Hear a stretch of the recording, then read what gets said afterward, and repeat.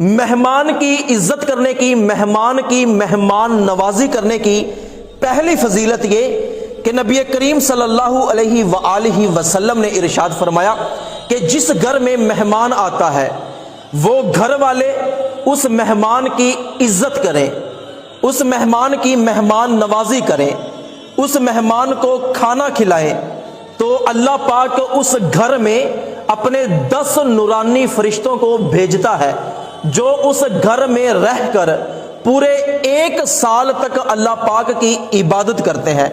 جب 1 سال گزر جاتا ہے تو ان فرشتوں کی عبادت کا ثواب اس گھر کے تمام افراد کے نامہ اعمال میں لکھ دیا جاتا ہے، اور 1 سال بعد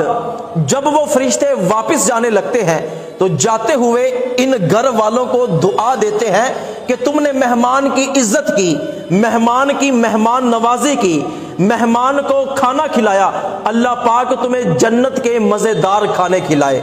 اور مہمان کی عزت کرنے کی دوسری فضیلت یہ کہ نبی کریم صلی اللہ علیہ وآلہ وسلم نے ارشاد فرمایا کہ جس گھر میں مہمان آتا ہے تو مہمان اس گھر میں اپنا رزق لے کر آتا ہے، اور جب وہ مہمان اس گھر سے واپس جاتا ہے تو واپس جاتے ہوئے اس گھر کے تمام افراد کے گناہوں کی بخشش کا سبب بن جاتا ہے۔ اور مہمان کی مہمان نوازی کرنے کی تیسری فضیلت یہ کہ نبی کریم صلی اللہ علیہ وآلہ وسلم نے ارشاد فرمایا کہ جو شخص 5 وقت کی نماز پڑھے، رمضان کے روزے رکھے، حج کرے، زکوٰۃ دے اور مہمان کی عزت کرے، اللہ پاک اس شخص کو جنت عطا فرمائے گا۔ مہمان کی خدمت کرنے کی چوتھی فضیلت یہ کہ نبی کریم صلی اللہ علیہ وآلہ وسلم نے ارشاد فرمایا کہ جو شخص اللہ اور قیامت کے دن پر یقین رکھتا ہے وہ مہمان کی عزت کرے، جو شخص مہمان کی عزت نہیں کرتا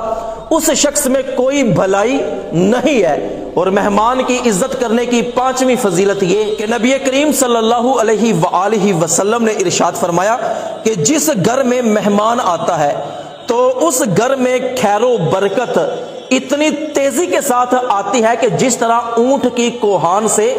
چھری اترتی ہے، یعنی کہ جو اونٹ کی کوہان ہوتی ہے یہ چربی ہوتی ہے، اور جب چربی پر چھری چلائی جائے وہ کتنی تیزی کے ساتھ ہڈی کی طرف جاتی ہے، تو یہ حضور اکرم صلی اللہ علیہ وآلہ وسلم نے مثال دی۔ اور مہمان کی خدمت کرنے کی 6ٹھی فضیلت یہ کہ نبی کریم صلی اللہ علیہ وآلہ وسلم نے ارشاد فرمایا کہ جس گھر میں مہمان آتے ہیں اس گھر میں اللہ پاک کی رحمت آتی ہے، اور جس گھر کے دروازے مہمان کے لیے بند ہوتے ہیں، جس گھر میں مہمان نہیں آتے اس گھر میں اللہ پاک کی رحمت کے فرشتے بھی نہیں آتے۔ تو جس گھر میں بھی مہمان آئے وہ گھر والے اس مہمان سے کھندا پیشانی سے مسکرا کر ملیں، حسب توفیق ان کو کھانا کھلائیں، ان کی خدمت کریں اور ان کی عزت کریں، اور یقیناً یہ بڑا ہی خیر و برکت والا کام ہے۔